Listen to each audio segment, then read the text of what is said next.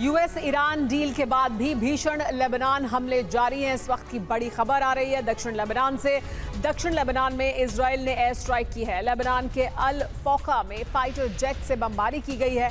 दक्षिण लेबनान में Israeli defence force के हमलों से भीषण तबाही हुई है। देखिए ये तस्वीरें हम आपको दक्षिण लेबनान के दिखा रहे हैं। अल फौका है जहां पर फाइटर जेट्स का इस्तेमाल किया है इजरायली डिफेंस फोर्स ने और दक्षिण लेबनान के इस इलाके में भारी बमबारी की गई है। दक्षिणी लेबनान में हिजबुल्लाह को लेकर यह दावा किया जा रहा है इजरायली डिफेंस फोर्स द्वारा कि दक्षिणी लेबनान में हिजबुल्लाह की साइट को तबाह कर दिया गया है। हिजबुल्लाह के 4 लड़ाके मारे गए हैं, ये दावा भी इजराइल कर रहा है। हिजबुल्लाह के गढ़ में ड्रोन स्ट्राइक की गई है। धमाके के बाद जमींदोज हुई है इमारत। देखिए किस तरह से इमारत से धुएं का गुबार उठता हुआ दिखाई दिया।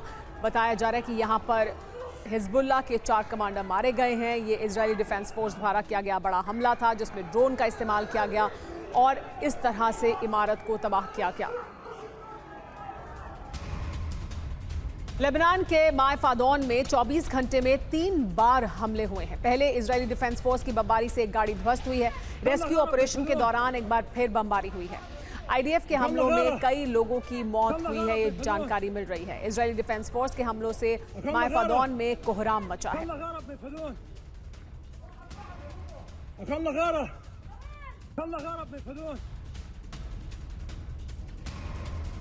तो इजरायली डिफेंस फोर्स की बमबारी के बाद हर तरफ तबाही हुई है।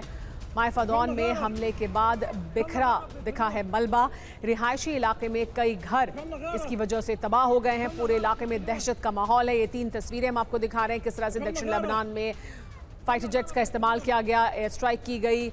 हिजबुल्लाह के 4 लड़ाके जहां मारे गए हैं वहां ड्रोन से हमला किया गया और उसकी वजह से देखिए किस तरह से इमारत को नुकसान पहुंचा है। आईडीएफ के हमलों में मायफादौन में भी कोहराम मचा है। यहां पर भी 3 बार हमले किए गए हैं।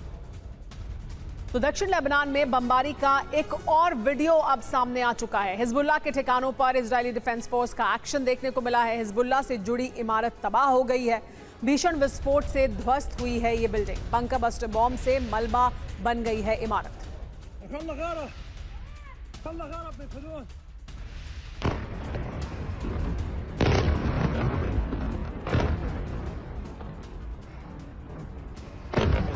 व्हाइट हाउस की तरफ से कहा गया है कि हिजबुल्लाह हमले करेगा तो इजराइल को भी अपनी रक्षा करने का अधिकार है और ईरान और अमेरिका के डील में लेबनान को लेकर कोई शर्त नहीं है। लेकिन ईरानी विदेश मंत्री अरागची ने यह कह दिया है कि लेबनान पर हर हमला मेमोरेंडम ऑफ अंडरस्टैंडिंग का उल्लंघन है। ट्रंप ने भी इजराइल पर नाराजगी जताई है। ऐसे में सवाल यह है कि क्या लेबनान एक बार फिर अरब में संग्राम की वजह बनेगा। नेतन्याहू ने ऐलान कर दिया है कि देश की सुरक्षा के लिए जिन अलग अलग सुरक्षा क्षेत्रों पर कब्जा किया गया है उनमें तब तक बने रहेंगे जब तक जरूरी होगा। व्हाइट हाउस के एक अधिकारी के मुताबिक लेबनान से इजराइल का हटना एमओयू की कोई शर्त नहीं है। अगर हिजबुल्लाह इजराइल के ठिकानों पर हमला करता है तो इजराइल को अपना बचाव करने और जवाब देने का अधिकार होगा। अमेरिका ने सलाह दी है कि ईरान को हिजबुल्लाह को काबू में रखना चाहिए। हिजबुल्लाह को इजराइल पर हमले से रोकना चाहिए। इजराइल को हर हमले का जवाब देने का अधिकार है। ट्रंप ने कहा है कि हम देखना चाहते हैं कि क्या हम लेबनान के हालात ठीक कर सकते हैं। अमेरिका और इजराइल के बीच तनाव बढ़ गया है। अमेरिका ना होता तो इजराइल आज नहीं होता, कहा ट्रंप ने। पृथ्वी से इजराइल को मिटा दिया जाता है, कहा ट्रंप ने। G7 समिट में इजराइल पर ट्रंप ने बयान दिया है। लेबनान पर इजरायली हमलों से नाराज हैं Trump. Because Obama was the opposite. Israel would not exist right now. Israel would have been blown off the face of the earth, 100%. And every smart person in Israel knows that. Israel पर America में ही मतभेद हैं। Israel के बिना America भी नहीं होता। इसी जमीन पर जो घटा उससे अमेरिका का वजूद बना है। इजराइल में अमेरिकी राजदूत ने बयान दिया है। ट्रंप ने कहा था कि अमेरिका के बिना इजराइल नहीं होता। लेबनान के राष्ट्रपति को ईरान से फोन भी आया है। ईरानी विदेश मंत्री ने राष्ट्रपति जोसेफ से बात की है। ईरान से आए संदेश को लेकर जानकारी नहीं आई है। इस वक्त की बड़ी खबर, नेतन्याहू से एमओयू ड्राफ्ट छिपाया गया, ये जानकारी सामने आ रही है। इजराइल को नहीं बताई गई एमओयू की शर्तें। इजरायली सूत्रों से सीएनएन को ये खबर मिली है। ट्रंप को मेमोरेंडम ऑफ अंडरस्टैंडिंग लीक होने का डर था, रिपोर्ट में कहा गया है, और इस वजह से नेतन्याहू से इसकी जो शर्तें हैं, इसके जो अहम बिंदु हैं एमओयू के, वो छिपाए गए हैं अमेरिका और ईरान के बीच होने वाली डील को लेकर। तो जिनेवा में समझौते पर होने वाले हस्ताक्षरों में सिर्फ 48 घंटे बचे हैं। अमेरिका इसे महज औपचारिकता बता रहा है, लेकिन इजराइल से जो रिपोर्ट सामने आ रही हैं वो इशारा करती हैं कि 14 सूत्री एमओयू अपने अंजाम तक शायद ही पहुंच सकेगा। डोनाल्ड ट्रंप जिसे समझौता करार दे रहे हैं वो इजरायली प्रधानमंत्री के लिए मुसीबत बन चुका है। बेंयामिन नेतन्याहू इजराइल में चारों तरफ से घिरे हैं, उनकी आलोचना हो रही है, तो वहीं दूसरी तरफ कुद्स फोर्स ने प्रॉक्सी नेटवर्क को एक बार फिर मजबूत करने का ऐलान कर दिया है। ऐसे में डर है कि समझौते के बीच नेतन्याहू ऑपरेशन प्रॉक्सी शुरू कर सकते हैं।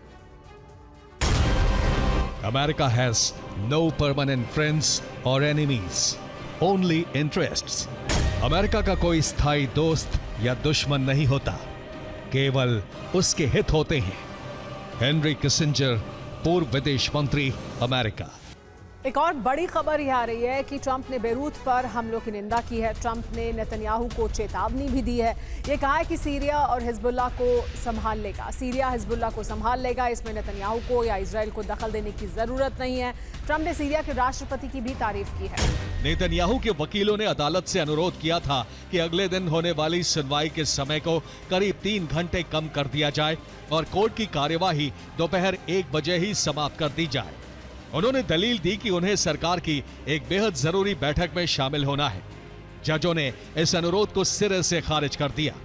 इसे संदेश माना जा रहा है कि देश में नेतन्याहू का प्रभाव अब पहले जैसा नहीं रहा। आईआरजीसी कुद्स फोर्स के कमांडर इस्माइल कानी ने कहा है, सभी संगठनों ने अपनी ताकत का बेहतरीन प्रदर्शन किया है। युद्ध में हिजबुल्लाह ने भी जबरदस्त शक्ति का ट्रेलर दिया। अब हमास का पुनर्निर्माण किया जाएगा। इजराइल की खुफिया एजेंसी मोसाद के पूर्व प्रमुख जीएव पाल्टी ने बयान दिया है, परमाणु बम पर ईरान पर भरोसा नहीं है। कहा है जीएव पाल्टी ने किसी भी वक्त ईरान की परमाणु नीति बदल जाएगी, ये दावा भी किया गया। एमओयू पर नहीं टिक पाएगा ईरान, ये दावा भी किया है जीएव पाल्टी ने।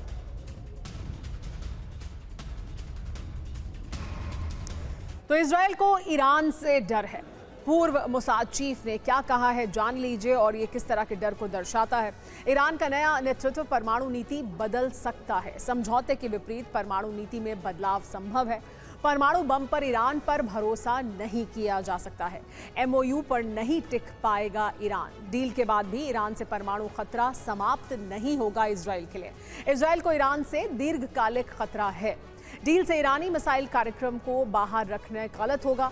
ईरानी मिसाइल कार्यक्रम पर इजराइल को जानकारी है। लेबनान इजराइल की सबसे बड़ी कमजोरी है। इजराइल को सैन्य और खुफिया क्षमताओं को मजबूत करना होगा। इजराइल को अमेरिका पर निर्भरता भी कम करनी होगी। यही वजह है कि इजरायली प्रधानमंत्री ने ऐलान किया है कि ईरान के खिलाफ लड़ाई अभी खत्म नहीं हुई है। वहीं इजरायली मीडिया में दावा किया जा रहा है कि इजरायली सेना लेबनान और गाजा छोड़ने वाली नहीं है। और आइए अब बात करते हैं G7 समिट की और उसकी साइडलाइंस पर होने वाली बहुत अहम मुलाकात की, डोनाल्ड ट्रंप और प्रधानमंत्री मोदी के बीच।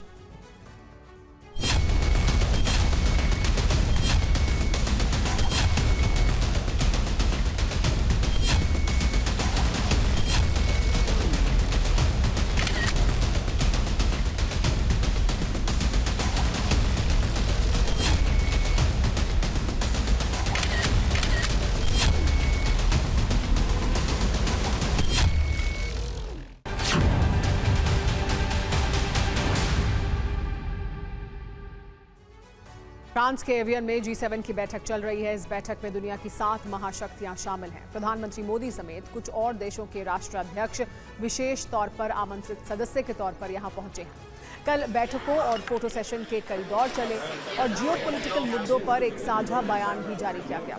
इस बयान में रूस यूक्रेन जंग, ईरान समझौता, ड्रग ट्रैफिकिंग और इंडो पैसिफिक से जुड़े मुद्दों का जिक्र है और भविष्य की रणनीति बताई गई है। वहीं आज सबकी नजर मोदी और ट्रंप की होने वाली मुलाकात पर है। इस मुलाकात में कई मुद्दों पर चर्चा होने की उम्मीद है। करीब 16 महीने बाद हो रही इस मीटिंग में मोदी और ट्रंप दोनों देशों के बीच के विवादित मुद्दों पर बात हो सकती है।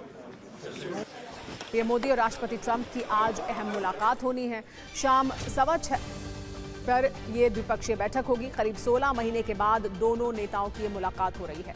G7 समिट में शामिल होने के लिए फ्रांस में ही दोनों नेता मौजूद हैं। पश्चिम एशिया के मुद्दे पर और ट्रेड डील पर दोनों के बीच चर्चा संभव है। मुलाकात के बाद ट्रंप एक प्रेस कॉन्फ्रेंस भी करने वाले हैं। इस प्रेस कॉन्फ्रेंस पर भी दुनिया की नजरें टिकी हुई हैं। तो देखिए, ये जो मुलाकात हो रही है वो कई महीनों के बाद हो रही है, एक लंबे अंतराल के बाद हो रही है। जो भारत और अमेरिका की ट्रेड डील है वो एक अहम मुद्दा है जिस पर दोनों के बीच बातचीत हो सकती है। इसके अलावा पश्चिम एशिया में जिस तरह के हालात बने हुए हैं उसको लेकर भी दोनों के बीच चर्चा संभव है।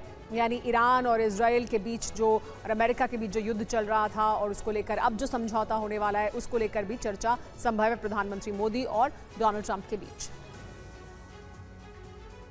तो 490 दिन के बाद मुलाकात, मोदी और ट्रंप में क्या होगी बात, ये बड़ा सवाल है। सबसे बड़ा और अहम मुद्दा अमेरिका और भारत के बीच में इस वक्त है America India trade deal. America और भारत में अंतिम समझौता होना अभी बाकी है। अगले हफ्ते भारत आने वाले हैं अमेरिका के ट्रेड प्रतिनिधि। टैरिफ को लेकर भी जो अमेरिका ने भारत पर लगाया था उसको लेकर भी दोनों में बातचीत हो सकती है। यानी उस मुद्दे पर डोनाल्ड ट्रंप और प्रधानमंत्री मोदी के बीच बातचीत हो सकती है। एक और अहम मुद्दा भारत और अमेरिका के बीच है ऊर्जा सहयोग का मुद्दा। अमेरिका चाहता है कि भारत रूस से तेल खरीद कम करे। भारत ने पहले एक कम की भी थी। ऊर्जा स्रोतों में विविधता चाहता है भारत को अभी भी सस्ता पड़ रहा है रूसी तेल और इसको लेकर भी दोनों के बीच बातचीत हो सकती है। H-1B वीजा ये भारतीयों के लिए एक अहम मुद्दा है। नियमों में राहत चाहता है भारत। भारतीय जो लोग हैं जो जाते हैं H-1B वीज़ा के लिए आसान प्रक्रिया होनी चाहिए, ये भी चाहता है भारत। और अमेरिका फर्स्ट नीति के तहत सख्ती क्योंकि डोनाल्ड ट्रंप बढ़ा रहे हैं H-1B वीज़ा को लेकर, तो इसमें रियायत चाहता है भारत। रिश्तों को देखते हुए लचीलापन दिखा सकते हैं ट्रंप, ये उम्मीद की जा रही है और इस पर बातचीत हो सकती है। रक्षा सहयोग एक बहुत अहम मुद्दा है। को प्रोडक्शन, टेक्नोलॉजी ट्रांसफर पर बातचीत संभव है। जॉइंट मैन्युफैक्चरिंग पर भी बात बन सकती है और रूपरेखा बन सकती है। फाइटर जेट इंजन डील को लेकर भी बातचीत मुमकिन है। पश्चिम एशिया एक बहुत बड़ा मुद्दा अमेरिका के लिए है और भारत के लिए भी है। पश्चिम एशिया में अमेरिका ईरान डील के बाद मौजूदा हालात पर चर्चा संभव है दोनों के बीच। मुमकिन है कि भारतीयों की सुरक्षा को सुनिश्चित करने पर भी बातचीत हो। प्रधानमंत्री नरेंद्र मोदी उस मुद्दे को भी सामने रखें। भारत के लिए भी ये बहुत अहमियत रखती है बात कि पश्चिम एशिया में स्थिरता हो, वहां शांति हो। समुद्री सुरक्षा एक बहुत अहम मुद्दा है। स्ट्रेट ऑफ हॉर्मूज को लेकर दोनों में चर्चा हो सकती है। भारतीय नाविकों की हत्या का मुद्दा भी उठा सकते हैं प्रधानमंत्री नरेंद्र मोदी।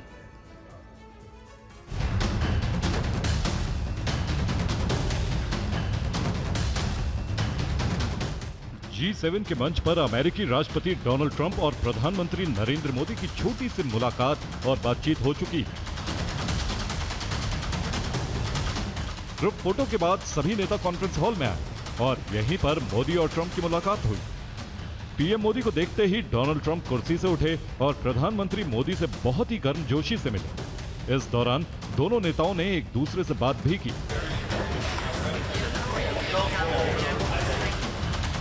ट्रंप और पीएम मोदी के बीच यह अनौपचारिक मुलाकात, औपचारिक मीटिंग कुछ घंटों बाद होगी।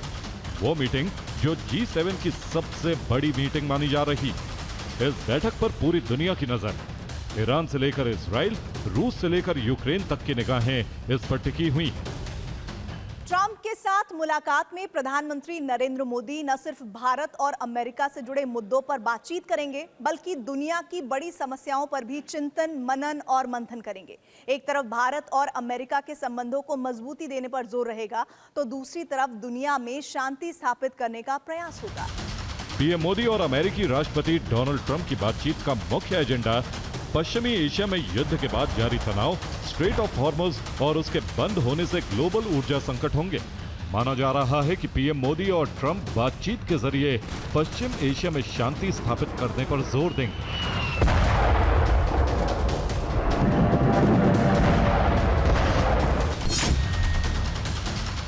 पीएम मोदी और ट्रंप में ईरान जंग के बाद बने नए हालात पर बात हो सकती।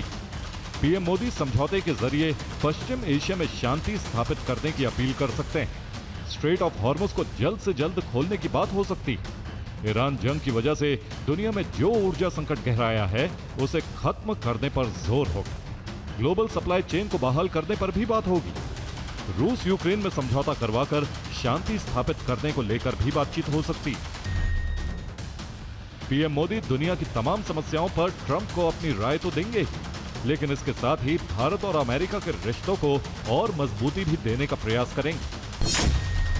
पीएम मोदी ट्रंप से हथियार खरीद को लेकर बात कर सकते हैं।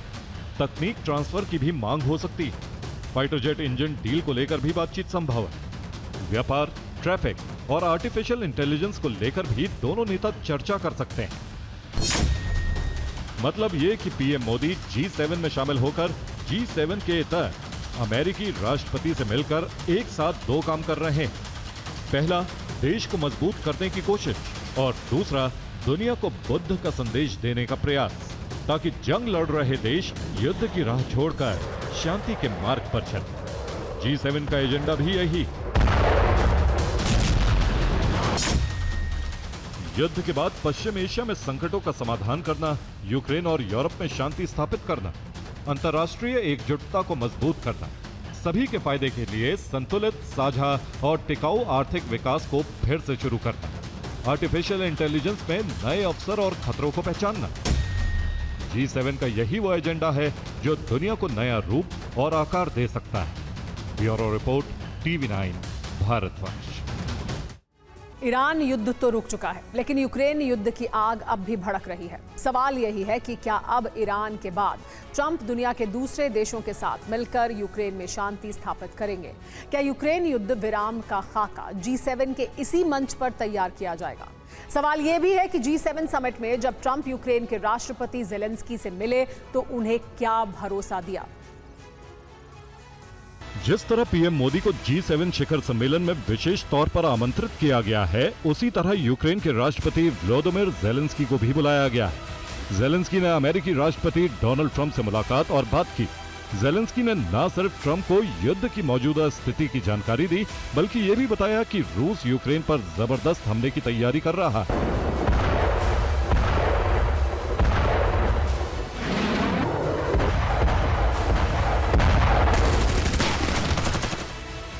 ट्रंप से जेलेंस्की ने कहा कि रूस यूक्रेन के पास सेना की तैनाती बढ़ा रहा है।